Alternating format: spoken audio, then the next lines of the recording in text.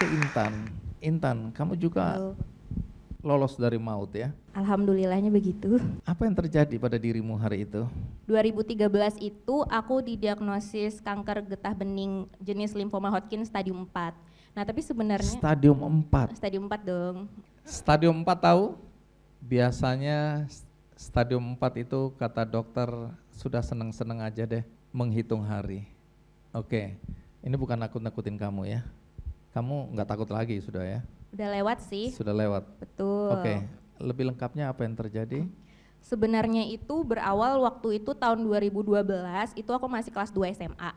Waktu itu aku muncul ada benjolan di leher kanan sebenarnya waktu itu Bang, dan kondisinya waktu itu aku baru selesai demam tinggi, tapi ya udah demamnya udah hilang, tiba-tiba muncul benjolan, langsung tuh kan dibawa ke rumah sakit, dirujuk ke penyakit dalam, di biopsi kan nama tindakannya, keluar hasilnya dia bilang itu TBC. Lalu 1 bulan minum obat, disuruh cek lagi masih dibilang TBC. Nah waktu itu aku sama orang tua aku percaya aja karena waktu itu juga berobatnya, waktu itu aku SMA-nya masih di Pekanbaru sebelum aku ngerantau ke Depok kuliah di UI seperti itu. Dan singkat cerita 7 bulan minum obat sesuai dengan yang dianjurkan oleh si dokter, mulai tuh gejala-gejala yang gak enak muncul. Kayak tiap malam aku ngerasa berkeringat, sekalipun AC-nya dingin aku akan terus berkeringat hanya di malam hari. Habis itu juga, nah aku tuh anaknya sangat amat aktif Bang, jadi waktu siang sampai sore yaitu sekolah, apalagi itu juga mau naik kelas 3 kan, aku juga anaknya sangat amat ambis, aku harus juara, kayak gitu aku dulu tipenya. Namun sore sampai maghribnya itu aku ekskul cheers, jadi dulu aku anaknya sangat amat aktif cheers, ngedance gitu kan. Malamnya aku les bahasa Inggris, jadi sepadat itu dan aku nggak pernah mengenal capek. Namun di bulan ke-7 aku jalan dari sini ke pintu aja tuh aku langsung kayak, aku capek ya, kayak gitu aneh banget. Pas udah dicek ke dokter lagi, disuruh ronsen, ternyata ada cairan di paru-paru. Jadi aku relate tuh sama Kak Jadi waktu dibilang ada cairan di paru-paru itu kayak gimana rasanya. Waktu itu yang aku rasakan sih ngap sama gampang capek, kayak gitu. Dan saat itu benjolan yang awalnya hanya sebesar kelereng di kanan udah mulai besar, jadinya gede dan pindah juga di kiri. Jadi aku kalau ngaca tuh kayak SpongeBob kotak gitu loh kepalaku. Jadi aku kadang, ih SpongeBob lu gitu kalau aku ngetawain diri sendiri ya. Kayak gitu. Tapi ya udah, pas sudah dicek lagi makin banyak cairan di paru-paru. Waktu itu disedot tuh cairannya, dan karena terus-menerus berproduksi terus cairannya dan makin gede terus di leher, akhirnya disaranin sama dokternya buat ya udah diangkat lagi aja nih yang di leher yang bengkak kayak gitu kan. Tapi aku udah bilang sama dokternya, dok aku nggak bisa rebahan karena aku selama 1 bulan terakhir itu aku kalau tidurnya duduk teman-teman, duduk jadi aku tumpuk bantal, aku tidur kayak gitu. Kalau aku baring, aku nggak bisa nafas, jadi aku milih tidur apa meninggal gitu kan, ya tidak mungkin meninggal dong gitu kan, jadi ya udah. Tapi sampai di situ belum tahu Belum apa tahu. penyakitmu? Belum, jadi Oke. masih yakin itu tuh TBC seperti itu. Ya udah, akhirnya mereka mengoperasi aku, bangun-bangun aku udah di ICU, terus mulut aku udah dipasangin alat yang aku baru tahu namanya ventilator, dan di situ dikasih tahu juga sih kalau ternyata ya aku sempat koma juga beberapa menit, terus di situ juga aku udah kondisinya udah sangat amat nggak baik, jadi aku selama 10 hari aku di ICU seperti itu. Dan kalau sama karena nggak ada perkembangan yang lebih baik, sama orang tua aku tuh minta tolong buat tolong dirujuk ke rumah sakit yang mampu untuk mengobati anak saya, intinya kayak gitu. Ya udah akhirnya aku diterbangin dari Pekanbaru ke Jakarta pakai pesawat evakuasi, dicek segala-galanya, baru ketahuan itu di 2013, itu udah 2013 baru ketahuan, oh ternyata Intan nggak pernah TBC Pak Bu, kata dokternya. Intan itu sakitnya kanker kelenjar getah bening, namun karena sudah terlambat diagnosis yang tepat, jadi sudah menyebar kemana-mana, jadinya udah stadium 4 seperti itu. Tapi yang jelas waktu di ICU itu aku sadar banget selama 10 hari itu kiri kanan aku sendiri anak 17 tahun di situ, yang lain tuh udah pada tua gitu kan, bapak ibu nenek kakek kayak gitu, dan rata-rata keluar di sana itu dalam kondisi tidak bernyawa. Kalau mendengar pengumuman seolah-olah mereka tuh udah deg-degan, itu adalah pengumuman aku udah nggak ada di dunia ini. Sepertinya dari sudut pandang orang-orang yang melihat aku tuh sangat mengenaskan, tapi ya dari sudut pandang aku ya aku rebahan, ada alat di mana-mana. Tapi yang di pikiran aku pokoknya aku pengen buat TS, sumpah aku pengen TS itu doang sih sebenarnya karena haus banget. Bahayanya kanker itu kan kadang kita merasa sudah sembuh tapi relapse lagi ya, terjadi lagi. kamu sempat mengalami dan katanya lumpuh ya? Betul. Sampai lumpuh? Sampai lumpuh total. Nah, nanti ceritakan. Oke. Karena sekarang kita kembali ke Jerry. Ketika proses penyembuhan itu, dan tadi aku sempat informasikan ke teman-teman di sini bahwa kamu sampai koma 9 hari. Ya. Coba ceritakan apa yang terjadi. Ya. Sebenarnya jujur saya nggak tahu ya itu proses dan timeline soal komanya. Saya tuh bisa bilang 9 hari karena saya ingat betul saya masuk ke rumah sakit lalu di intermediate lalu di ventilator, dikasih ventilator itu tanggal 5 Juli 2019.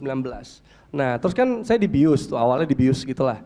Nah terus abis dibius udah saya lupa semua hal yang terjadi dan tidak melihat langsung lah apa yang terjadi di dunia nyata ini gitu ya. Sampai ketika akhirnya saya udah habis perjalanan spiritual gitu ya kemana-mana gitu.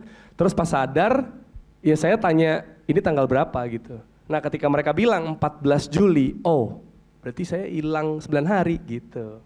Jadi saya baru sadar ketika saya tanya ini sekarang di mana, tanggal berapa gitu. Karena selama proses itu saya nggak merasakan ada gitu. Jadi selama hilang 9 hari itu kamu Ya. kemana? Nah. Ngapain? Ya ini agak macam-macam ya percaya nggak percaya tapi saya sebenarnya ada banyak banget pengalaman kayak jadi saya kayak pindah-pindah gitu ke Jerman ada ke Surabaya tapi itu ada bener-bener ininya sosoknya gitu kayak apa ada kayak bangunannya atau nama-nama yang emang menjelaskan ini adalah di sebuah lokasi tertentu kayak gitu jadi ada banyak-banyak pindah-pindah sendiri gitu segala macam termasuk saya kan beberapa kali tuh diomongin ya sama orang tua sama keluarga gitu ya. Misalnya contoh papa aku nepok pundak gitu kayak Jer semangat ya Jerry pasti bisa gitu. Nah yang aku alamin waktu itu adalah aku lagi ikutan kayak Ninja Warrior gitu. Kayak serius. Tunggu Jerry, hati-hati jangan tertawa. Karena teman-teman bisa salah paham, salah menerima. Dia bilang kalau kita nggak punya duit sebaiknya kita koma aja. Wah, supaya bisa ada di Jerman, jalan-jalan, ada iya, bener ini, juga main ya. Ninja Traveling Warrior ya. gitu. Betul. Teman-teman jangan salah paham Jangan ya. salah paham. Ya, Saya juga jangan nggak- ambil jalan pintas ya. Oke, supaya nggak salah aja. Iya, Mereka iya, udah iya, seneng betul. ini. Wah Betul. asik, murah banget ya. Betul, Masuk aja. traveling. Iya, oke. Iya. Tapi itu serius kamu alami itu? Iya, serius. Jadi papa saya misalnya nepok saya gitu ya, Jer semangat ya. Nah yang saya alamin, jadi saya lagi main lomba gitu, sebuah lomba gitu, tahu kan kayak yang manjat-manjat kayak gitu. Itu tuh ada di layarnya gitu, bendera Indonesia, Jerry Arvino, bendera Jerman, bendera Nigeria gitu. Jadi ada waktunya misalnya 9,8 gitu, terus ada grafik-grafik gitulah. Jadi intinya adalah apa yang diucapkan di realita ke orang yang sakit atau koma atau sekarat atau apa itu terdengar.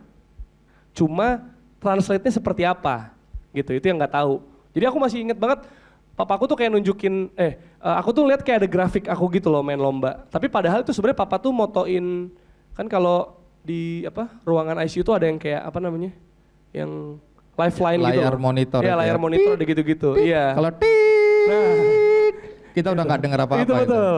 Itu lifeline gitu di foto. Nah, aku ngelihatnya grafik gitu, grafik aku performa aku lomba itu. Aku tuh kan di ventilator kan, karena ventilator dipasang gini.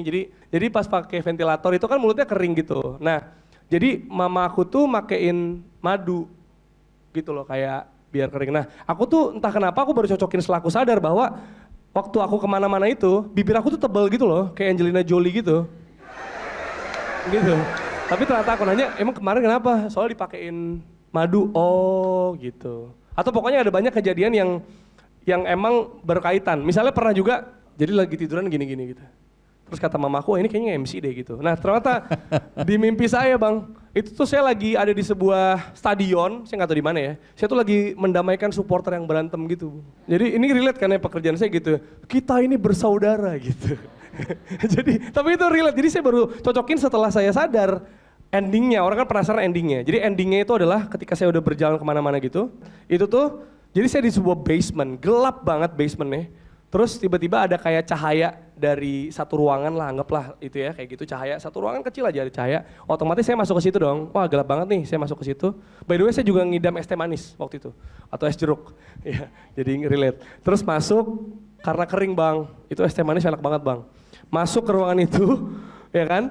Terus cuma ada ruangan kecil sama ada kasur doang, sama ada kayak meja gitulah, meja lemari gitu sama kasur.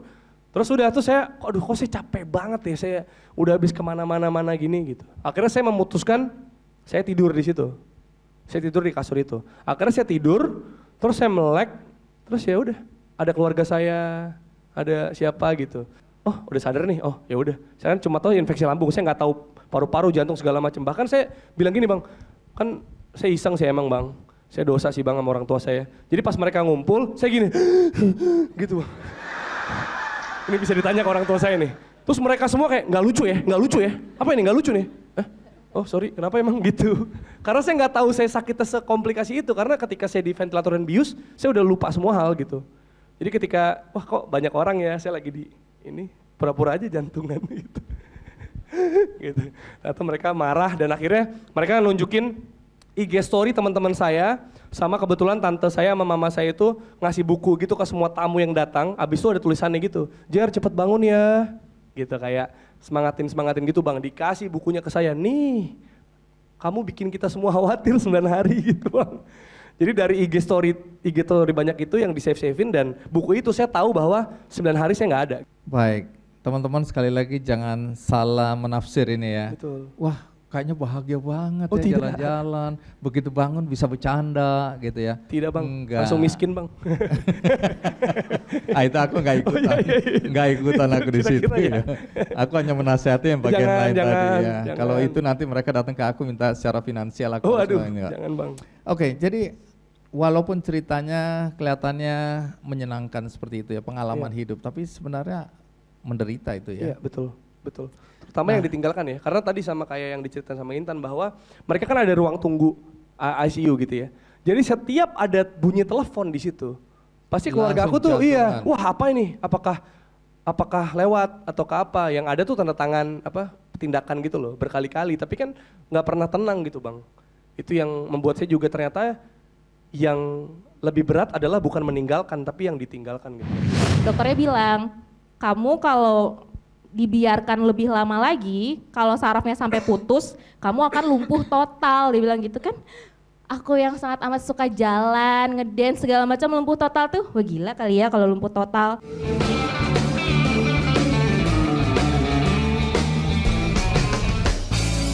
Jelajahi cara baru mendapatkan informasi. Download Metro TV Extend sekarang.